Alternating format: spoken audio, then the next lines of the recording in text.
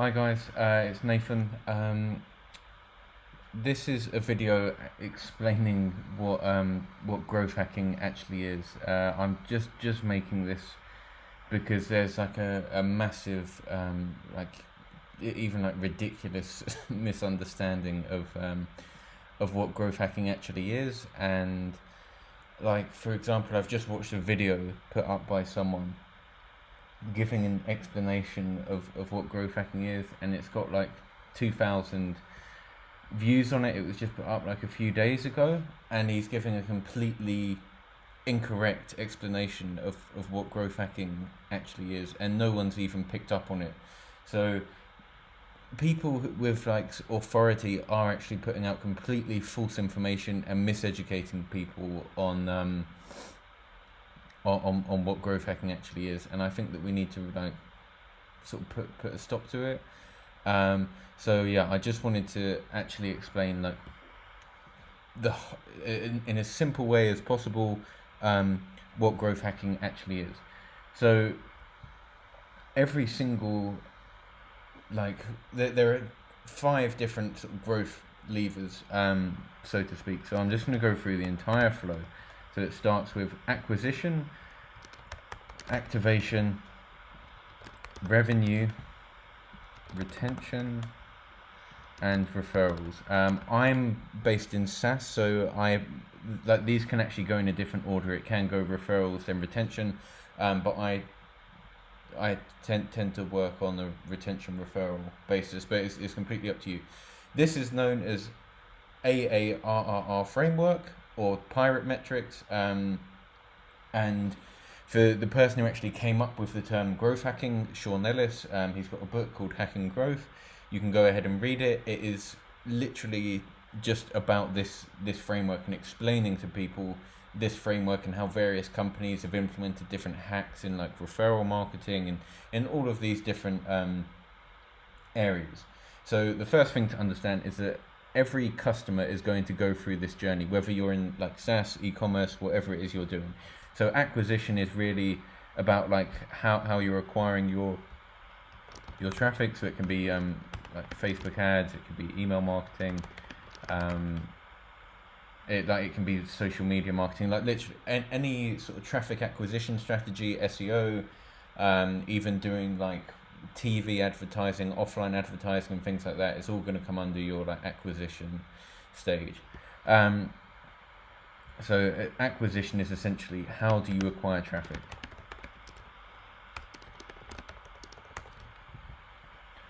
Activation is then coming under like how do you, in e-commerce, it's going to be like conversion rate optimization. It also can be within SaaS as well, or in SaaS it can also be like onboarding. How do you get that user to like see success with your app as fast as possible? So this is going to vary slightly from in terms of what business you're doing, but for example, conversion rate optimization is going to increase your conversions and activate a visitor into it's going to take them from the acquisition stage of a visitor into becoming like a customer and taking like the next step. So there are different metrics that you can track here. For example, do they visit your pricing page? How long do they spend on your website? And like all different things like this. So your activation metrics are going to vary from one business to another, sometimes quite significantly, but essentially it's what gets a user to activate. So for example, on like Facebook, it's what gets a person to like actively participate in the platform. Same for like Twitter. Twitter actually found that for someone to become a long-term user, once they follow their first 30 people, that like significantly boosts their activation rate of becoming a long-term user of the platform. So activation is that specific stage. Then revenue. So we've got traffic to the website, we've got the user, we've acquired a user. I'll use this as a SaaS use case, as most of my viewers are SaaS marketers or entrepreneurs. Revenue is then how do we convert that, how do we monetize that user? You know, they're interested in our product, we've activated them as a customer, they've got set up and done whatever they needed to do. How do we then convert them and monetize them? And like I'll just go through all of these first, and then we'll go through each individual stage a little bit more. How do I monetize this? Retention is, again, I'm going to use a software as a service basis. So retention is, how do we stop that customer from churning? How do we keep them engaged as a user? And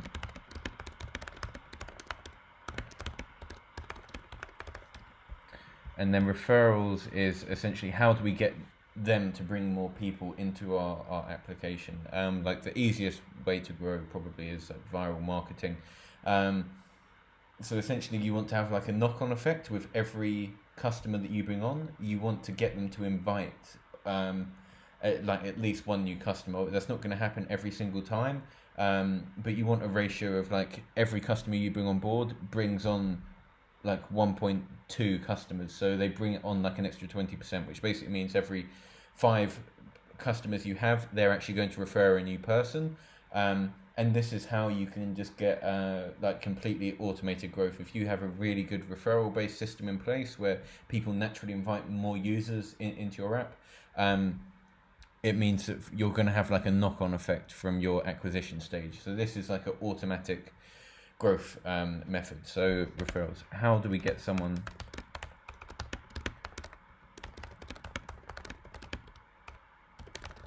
This is essentially what referral marketing is.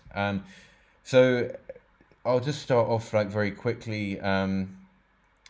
Anyone who thinks that growth hacking is just digital marketing, that's incorrect. Digital marketing plays an element within growth hacking, but I'm just going to go through each stage of what growth hacking actually is in more detail for you to see like just how varied of a skill set growth hacking actually is. So acquisition is generally very heavily focused on digital marketing. So if you're running like Facebook ads or things like that, that's not growth hacking. You've just got like an acquisition channel in place, so you're not really doing anything special. Even like doing like automation on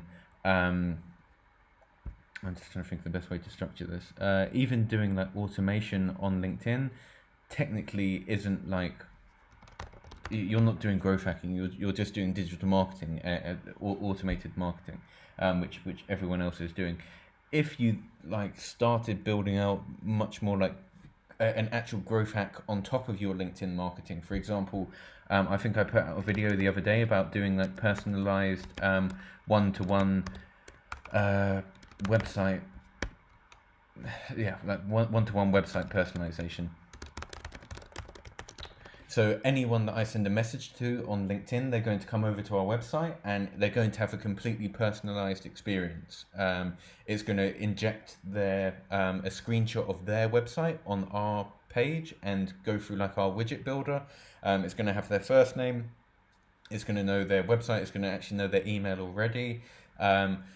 This is building a growth hack on top of an acquisition channel. Purely doing LinkedIn marketing on its own isn't growth hacking. You need to actually, like, hacking is a word for like sort of creative sort of solutions and using things in a way that they're not supposed to be used, so to speak. If like a computer hacker is someone who's like breaking in and like manipulating systems to their benefit. Often computer hacking is seen as like a negative thing, but there are both white hat and black hat hackers, so it completely depends on what route you choose to go down.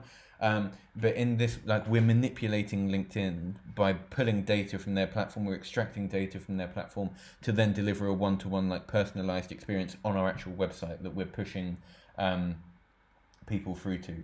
So essentially, to actually build out a growth hack, you're going to have your own you're often going to be building your own automations and implementing your own like APIs on top of the basic like LinkedIn automation. If all you're doing is setting up like a linked helper, for example, and connecting with people on LinkedIn, unfortunately it's not growth hacking. You've just got an acquisition channel, which are two like entirely different things. So this is purely the acquisition stage of the funnel that I'm talking about now. Like with email marketing, again, implementing like personalization, not just putting like hi first name. I'm talking about real personalization, like it depends how like creepy you want to go, but you could like put in a picture of the person or their website, for example, like list and things like that. They are growth hacks, but again, just using like one growth hack at one stage of the funnel that someone's actually built for you doesn't make you a growth hacker, unfortunately. And I think again, there's a big misconception about that, as well as like Facebook ads. If you're just running Facebook ads on, it's the same as what everyone else is doing. You're not doing, it's nothing like unique, or you're not hacking anything new or bringing anything new to the table. So on the acquisition stage, it's how to get traffic to your website in like a creative way. So I can give you an example of an actual growth hack now and explain to you why it is a growth hack. Airbnb used to have a system in their very early days where any new properties that were posted onto the Airbnb website, bearing in mind they had no traffic at the time, they built a script that would automatically post that onto Craigslist. And for example, if you were just to do this manually, and it's not a growth hack, but when you have like automations in place and you're using like APIs to push this across and it's very like scalable, this is more like growth hacking. It was used in a black hat way. So they were actually spamming Craigslist essentially, because as they continue to grow, they were putting up new posts on Craigslist every like 5 seconds. And when Craigslist caught onto it, they sort of shut it down. That is something that you will often find with growth hacking as well. You'll find a growth hack, and when the platform sort of catches on to what you're doing, often it will be shut down if you're using things in a black hat way. Either the exploit that you found will be shut down, or like your account will be banned, or like, and something along those lines, because we're using these platforms in a way that they're not designed to be used. So yeah, if you find that you're being banned quite often, you may be growth hacking. But this is what I mean by just running like Facebook ads. You're not a growth hacker. So even if someone was doing like LinkedIn personalization, still I wouldn't consider them an actual growth hacker. They have a growth hack set up, but to actually be a growth hacker, usually, like, this is why it's usually actually a growth hacking team, because you need such a varied skill set, as we're going to go on to these next stages, to cover all of these, to cover acquisition, activation, revenue, retention, and referrals. You need a very, very wide skill set that really most people don't possess. They haven't had the experience to actually do it, to work in all of these different areas, particularly if they've gone through like a corporate or like startup route. Unless they're involved throughout the entire business, it's quite difficult to get experience in all of these areas, which is why often you find growth hackers are actually like company founders. So anyway, that's just like to give you a quick overview of like the acquisition stage of the funnel, which is like the first stage. So yes, you can implement growth hacks like such as this, but just by doing like plain Facebook ads or anything like that is not growth hacking. It's nothing new or innovative. You need to build on top of what's being done already. Build out, like, for example, I have like a Integromat sequence that whenever I post a blog post, it's shared everywhere on it's shared on about 70 different LinkedIn accounts, and like I don't even know how many Facebook groups, and it's automatically then sent out to an email list. So that is like one growth hack, but it purely covers like the acquisition stage of the funnel. So next up is like activation, as I spoke about, is focused on like user onboarding. I would also class conversion rate optimization in there as well. So this is now we're focusing on like psychology, in terms of how a user interacts with our software application or even our website. And that also comes under like conversion rate optimization as well. A big part of increasing conversion rates is just psychology. So here you need both a skill set in design. If you're going to be designing the changes that are going to be made to your website in conversion rate optimization, you definitely need a design skill set, but you also need an understanding of marketing, and particularly like conversion rate optimization. You need to have run like experiments before and understand what's going to perform better than something else. You need to have like your own ideas for optimizations, and of course, like, you can read things online on conversion rate optimization and get ideas and inspiration for growth hacks. And particularly, like, I like looking at competitors a lot to get ideas for optimizations that I can add into my website. But really, it's when you start coming up with your own growth hacks and ideas and automations is when you're actually, yeah, I would say becoming a growth hacker. So for the acquisition stage of the funnel, you need an understanding, yeah, of both design, psychology, like design within psychology, I should say. So understanding how to really like simplify the user experience to have a better activation rate.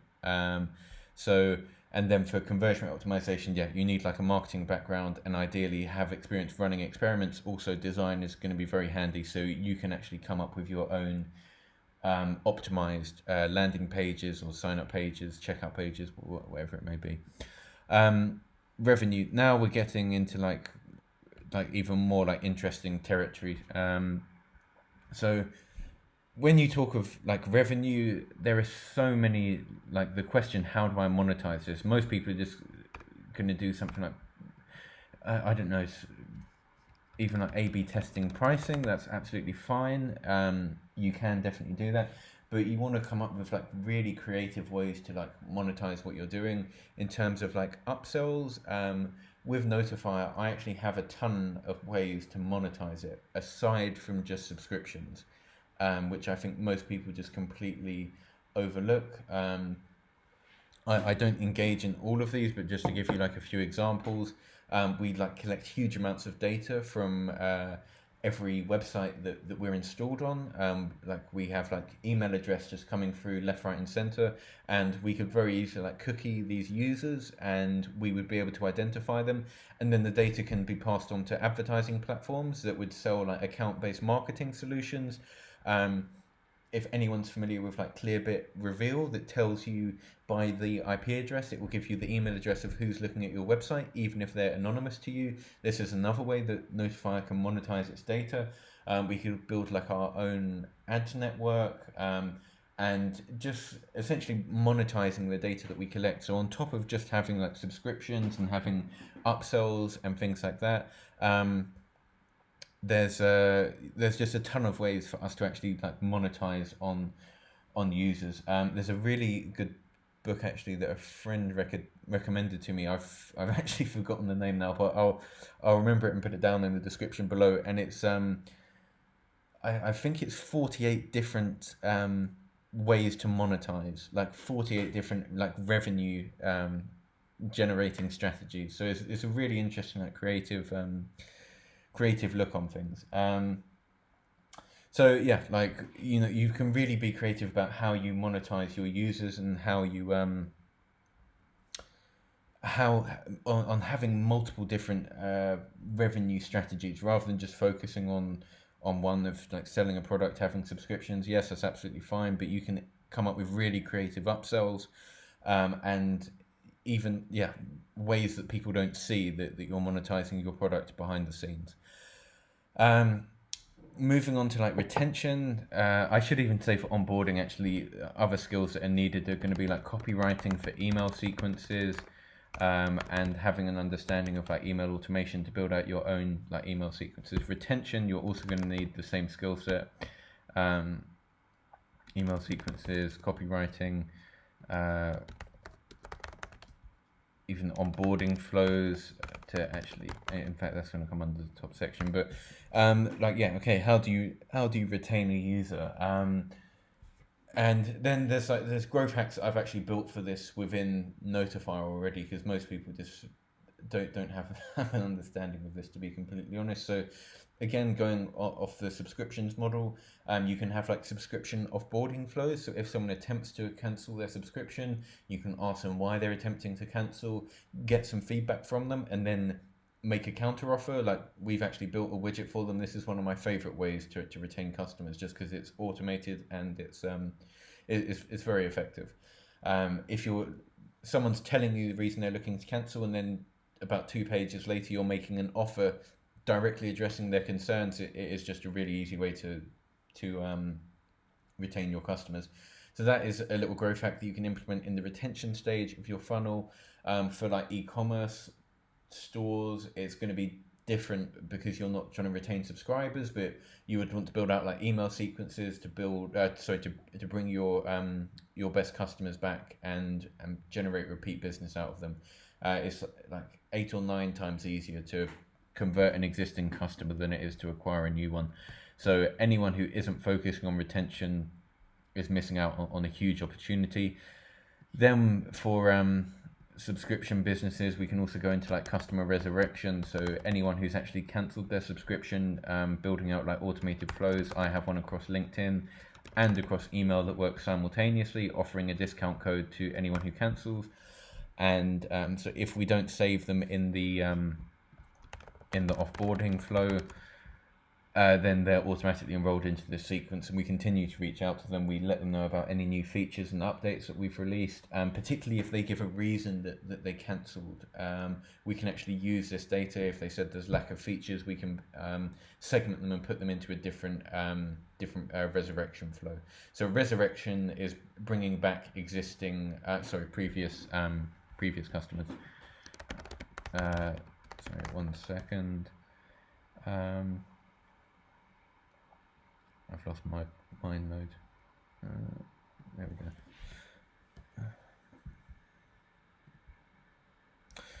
Okay, and then finally, like referrals. So again, rather than like obviously an affiliate marketing campaign is one way. Also like in Notify we have our branding.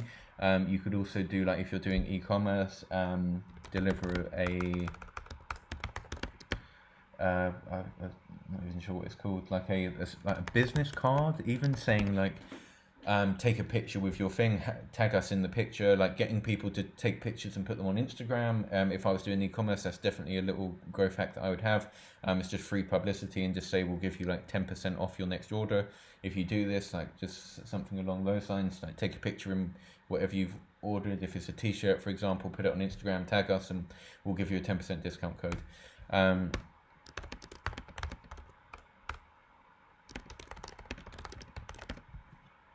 Then you can also do like viral waiting lists. Like there's literally just loads of different things that you can do. There's a book called Contagious, I think it's called. And what this is talking about is if you bring one customer on board, you want to have your app to be like contagious. So essentially it's growing itself. So if one customer is on board, maybe they'll like invite teammates.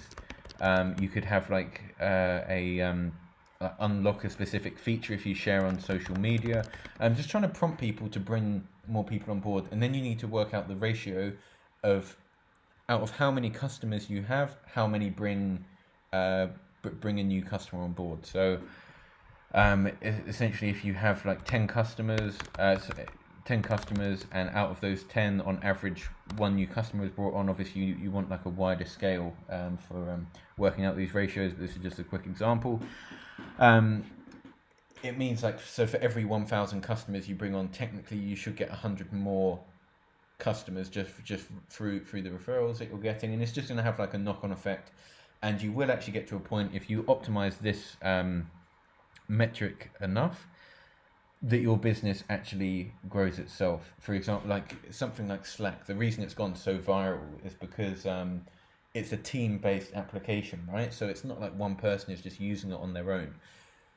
I come on board and then I invite my whole team. So I have like a small team of like even like 8 people, and so and I'm sure they have a much larger referral rate than that. So if every user that you bring on is bringing on 8 new customers, you've just got a viral business in front of you.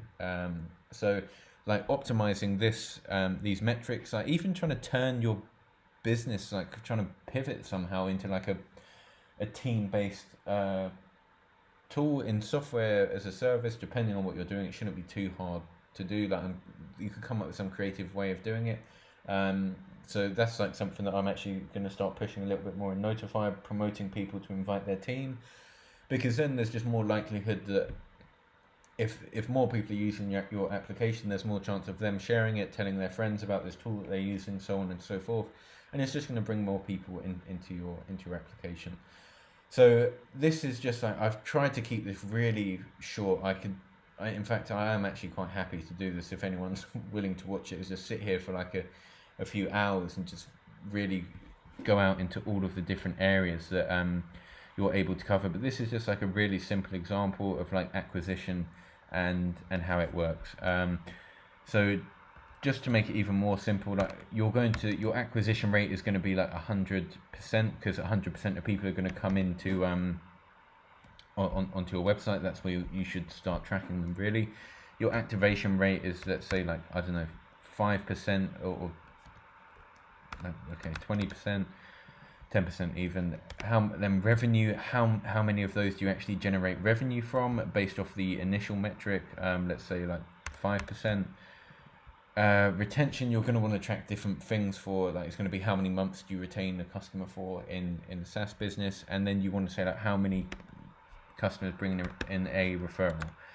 So 10% of your customers bring in a referral. So your flow is going to look something like this. Sorry, so 1% from the initial acquired customers refer a new person.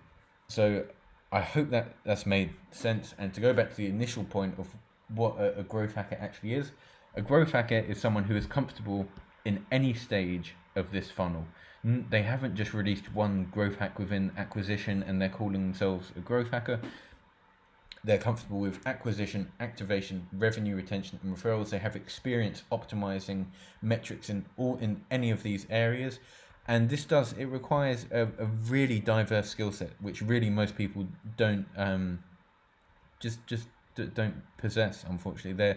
They're comfortable in like one of the areas, usually acquisition. If someone's a digital marketer, they're really comfortable with acquiring traffic, but they haven't got experience in like activation, onboarding, conversion rate optimization. And that's before we even go like further down the line into like revenue and retention strategies. But anyway, I hope that's given like a clear explanation of what growth hacking actually is, because there is just a huge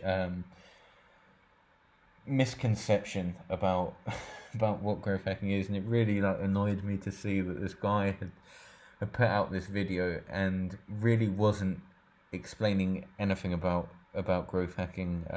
He was talking about things going on like 50 years ago and giving irrelevant examples of growth hacking. So yeah, I'll cut the video here. It's gone on for 27 minutes, which is longer than I wanted it to go on for in the first place. But I hope this has given an explanation. Please, if you have any questions, if anything isn't clear, leave a comment below, and I'm happy to clear up like any rumors or like questions about growth hacking. If you're still not sure, just please leave a comment and I'll be happy to help. Other than that, thank you very much for watching, and I hope that you now understand what growth hacking actually is.